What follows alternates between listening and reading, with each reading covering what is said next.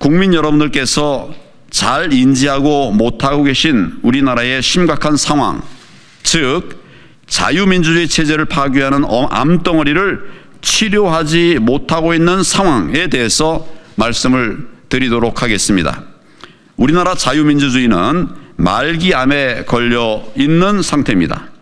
그 암덩어리가 너무 커서 비상계엄이 아니면 백약이 무효하다고 대통령이 판단할 정도입니다. 그렇다면 왜 말기암 상태인지 말씀을 드리도록 하겠습니다. 첫째, 선거를 통해 민의가 고스란히 반영되어야 하는데 전혀 그렇지 못하기 때문입니다. 민의가 정확히 반영되어서 제대로 된 투개표로 대통령이 선출되고 국회의원들이 뽑혀야 하는데 그 시스템이 전혀 작동하지 않고 있다는 점이 바로 말기암이라는 것을 말해주는 것입니다. 둘째, 소위 여러분이 말하는 극우 유튜버들이 부정선거 문제를 제기한다면 선관위는 그렇게 의심받는다는 사실 자체에 부끄러워하고 합당한 설명을 통해서 하나하나 의혹을 풀어줘야 합니다. 그러나 선관위는 오히려 의혹을 감추고 소송으로 윽박지르고 또 말도 안 되는 엉터리 답변을 내놓고 있다는 것입니다. 셋째, 사회에 이렇게 큰 암덩어리가 있으면 언론이 항암제 역할을 해서 정상 세포는 살려두고 암세포를 골라서 죽여야 하는데 전혀 그렇지 못한 것입니다.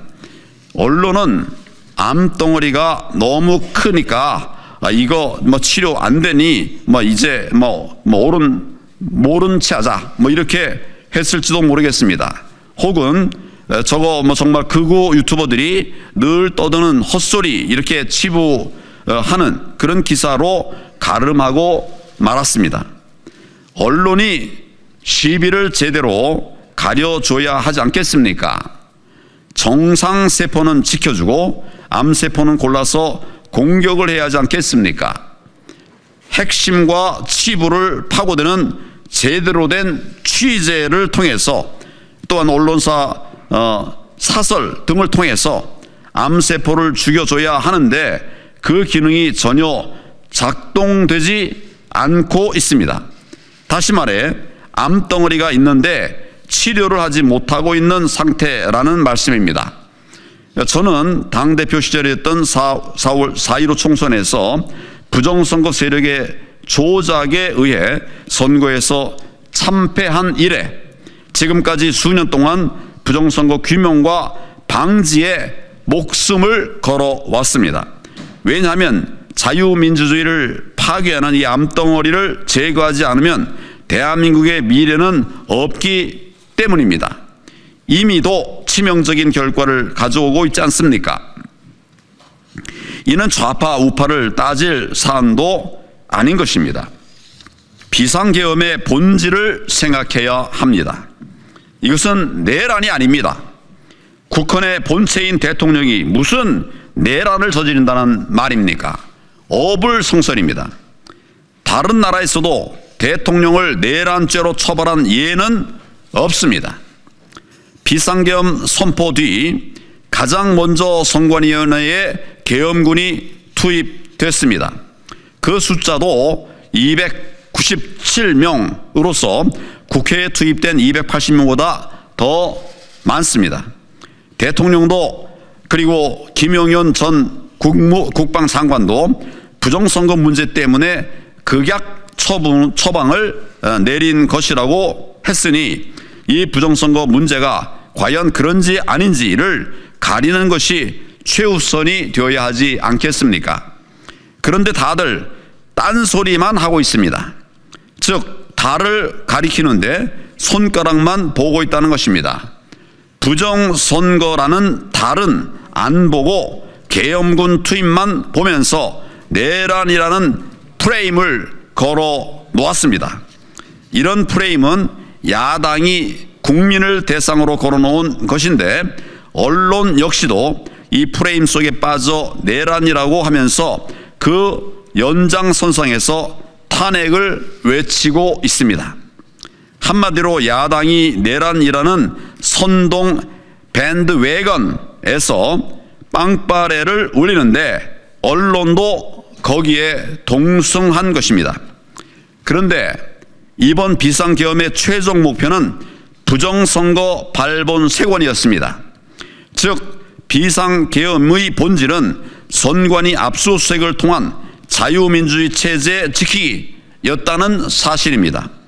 그동안 야당은 부정선거의 부자도 꺼내지 않았고 언론은 극우 유튜버의 대통령이 현혹돼서 그렇다 이렇게 슬쩍 뭉개고 있습니다.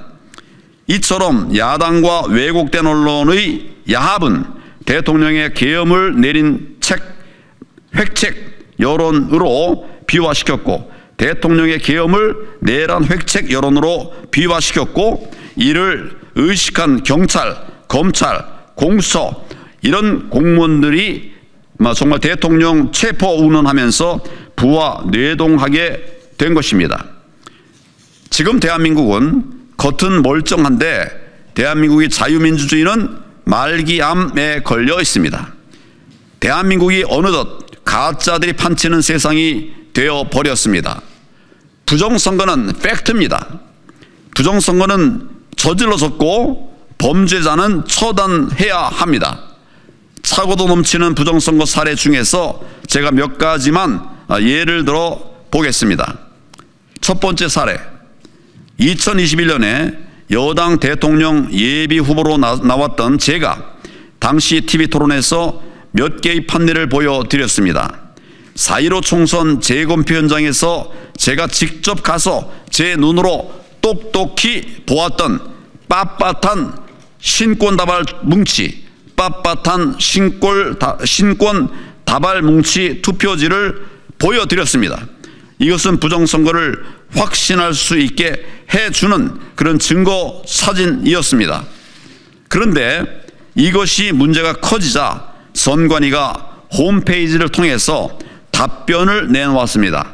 그 답변이 무엇인지 여러분 혹시 아십니까? 선관위는 투표용지로 형상이 복원되는 특수용지를 사용했다고 그랬기 때문이라고 그렇게 버젓이 거짓 답변을 했습니다. 그러나 세상에 그런 종이는 없습니다. 여러분께서는 이 말이 고지 들려지십니까? 전문가들의 증언도 그런 종이는 세상에 없다는 것입니다. 두 번째 사례입니다. 선관위 홈페이지에 들어가 보면 유효표와 무효표의 판정 기준이 나와 있습니다. 그런데 여기에 투표지에 투표관리관 도장 날인 없이 기표된 것도 유효표라고 설명되어 있습니다. 투표지에 투표관리관 도장 날인이 없는데도 그렇게 기표가 돼도 유효하다 이렇게 설명하고 있습니다. 이게 말이 됩니까? 만약 이렇게 되면 얼마든지 가짜 조작이 가능하다는 말이 되는 것입니다. 그러면 얼마든지 가짜 표지를 만들어낼 수 있다는 말입니다. 그것을 막으려고 투표관리관 개인 도장을 찍으라고 법에 명시되어 있는데 말입니다. 왜 이런 말도 안 되는 일이 벌어졌는지 혹시 여러분 아십니까? 그 이유는 현 노태악 선관위원장이 4.15 총선 오산시 재검표 현장에서 내렸던 엉터리 판정 때문입니다. 당시 노태악 현 선관위원장은 어처구니 없게도 투표관리관 도장 날인이 없는 투표지 8장을 유효표로 판정했던 것입니다. 말도 안 되는 짓을 한 것이죠. 세 번째 사례입니다. 사전투표함은 헝겊으로 된 자루형인데 이고 당일 투표함은 플라스틱으로 되어 있는 것을 여러분들 아시리라고 생각합니다. 왜 투표함이 이렇게 다른지 정말 이상하지 않습니까? 사전투표함은 헝겊 자루를 플라스틱 통에 올려놓은 채 투표를 하게 되는데 투표가 끝난 후에는 플라스틱 통에서 헝겊 자루를 빼서 가져갑니다.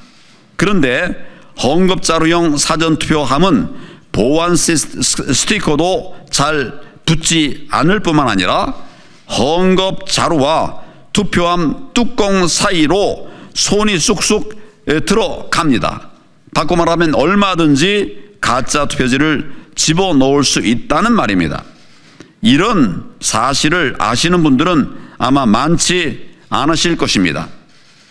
또 사전투표를 누가 했는지, 몇 명이 했는지 이런 것을 확인할 수 있는 자료는 그 어디에도 없습니다. 오직 중앙선관위 서버만이 그 답을 알고 있을 뿐입니다. 그런데 선관위는 그 서버의 공개를 철저히 숨기고 있습니다. 사전투표는 이처럼 근본적으로 치명적인 문제를 가지고 있는 것입니다. 부정선거의 원흉이 되고 있는 것입니다. 그래서 제가 그토록 사전투표 하지 말고 당일 투표를 하자고 외쳤던 것입니다. 넷째, 이제 한 달 후에 시작될 미국 트럼프 대통령 2기에 대한 대비 차원에서도 부정선거의 문제는 반드시 정리되어야만 합니다. 트럼프 대통령은 후보 시절부터 줄기차게 부정선거 세력 척결을 공언해 왔습니다.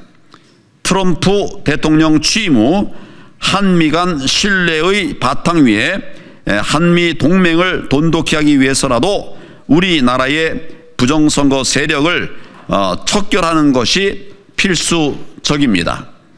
지금 미국을 비롯한 세계 각국 정치계에서는 최근 수년간 적지 않은 나라에서 발생한 부정선거의 배후 세력으로 중국을 지목하고 있습니다.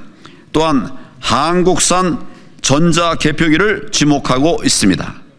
그러므로 우리나라 역시 이제는 부정선거 문제를 국내 문제로만 볼 것이 아니라 국제적 판도를 바라보는 넓은 시야를 가지고 이 문제를 바라보면서 해결해야만 합니다. 우리나라의 부정선거 세력을 뿌리 뽑지 않고서는 탈취당한 국민의 주권을 국민에게 되돌려드리지 않고서는 결코 대한민국의 정의를 세울 수 없습니다. 자유민주주의를 지킬 수가 없다는 말씀입니다. 지금 우리나라는 그런 비상 상태입니다. 다섯째, 이제 누가 국헌을 문란케 했는지를 따져봐야 합니다. 선거를 조작해서 이 나라의 진정한 권력자인 국민을 속이고 또 국민의 신성한 주권을 탈취한 부정선거 세력들, 가짜 국회의원들을 국회에 들여보내 가짜 거대 야당을 만들어서 정부 인사에 대한 막무가내식 탄핵을 일삼고 또 국정을 중단시키기 위해서 온갖 강짜를 부려온 부정선거 세력들, 그들이 국헌을 문란케 한 세력인지 또 아니면 부정선거 세력이 대한민국 자유민주주의 시스템을 붕괴시키는 것을 저지하기 위해서 또한 법원조차도 선관위를 일방적으로 편드는 행태를 보이기 때문에 선관위의 서버를 압수수색하기 위한 유일한 방법이 비상계엄이라고 판단하고 대통령의 헌법상 권리인 비상계엄을 선포했던 윤석열 대통령인지 누군지 여러분들은 이제 판단하셔야 합니다. 많은 국민들이 심지어 국민의힘 의원 중에서도 아직 오해하는 분들이 있습니다. 국회가 국민을 대표한다고, 또 국회의원은 국민에 의해 선출된 권력이라고. 그렇다면 얼마나 좋겠습니까? 그러나 그렇지 않습니다. 아닙니다. 부정선거로 국민의 주권을 찬탈한 세력들이 지금 국회를 장악하고 있습니다.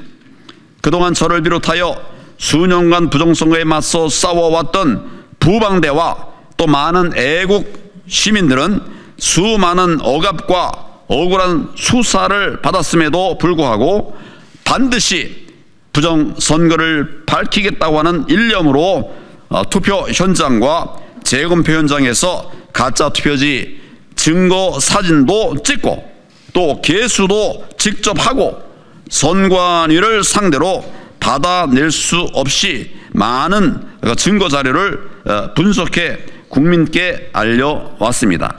선관위를 상대로 정말 받아낼 수 없이 많은 부정 자료들을 분석해서 국민께 알려왔습니다. 다섯째, 이제 저는 진실이 무엇인지 밝히기 위해서 부정선거 국민 대토론회를 제안합니다. 날짜는 12월 30일 월요일 14시 30분으로 잡았습니다. 가능한 한 최우선의 날을 구했습니다. 광화문 소재 프레스센터 20층 프레스클럽에서 갔습니다. 누구든지 오십시오. 무엇이든지 물어보십시오. 부정선거가 없다고 주장하는 분들, 그리고 부정선거의 실체가 궁금하신 모든 분들의 참석을 환영합니다. 국회의원들도 많이 참석해 주시면 좋겠습니다. 부정선거가 없다고 주장하는 선관위 소속 공무원들 다 오십시오. 야당 국회의원들, 언론, 일반 시민들 모두 다 오십시오. 기자 여러분들도 다 오십시오. 부정선거 국민 대토론회에서는 무제한 끝장 토론을 할 것입니다. 그동안 부정선거와 싸워온 전문가들이 다 나와서 토론에 참여할 것입니다. 무엇이 국헌 문란인지 또 누가 국헌을 문란케 했는지 꼭 오셔서 두 눈으로 똑똑히 확인해 보시기를 제안합니다. 일곱 번째, 마지막으로 기자 여러분께 호소합니다. 왜 이런 말도 안 되는 부정선거 행태에 대해서 정의의 칼이 되어야 할 기자 여러분들은 시비를 가려서 또 무엇이 옳고 무엇이 그른지 밝혀주셔야 되는데 그렇게 하지 않는 이유가 무엇입니까? 재검표 현장에서 주요 언론 기자들은 아예 없다시피 했던 그런 사실을 저는 기억합니다. 매주 집회를 하는데 주요 언론의 기자들 안 보였습니다. 저는 기자는 아니지만은 많은 기자 선배들로부터 기사는 발로 쓰는 것이다, 이런 얘기를 들어왔습니다. 직접 현장을 찾아서 발로 뛰면서 취재하라는 말씀이라고 생각합니다. 그런데 왜 여러분들은 현장을 취재하지 않고 선관위의 해명만 이것을 옮겨 쓰고 있다는 말입니까? 용감한 기자들, 사명감에 불타는 기자들의 정론 직피를 기다리고 있습니다. 이 기다림의 시간이 길지 않기를 바랍니다. 거짓이 진실을 이길 것입니다. 정의가 하늘을 울릴 것입니다. 감사합니다.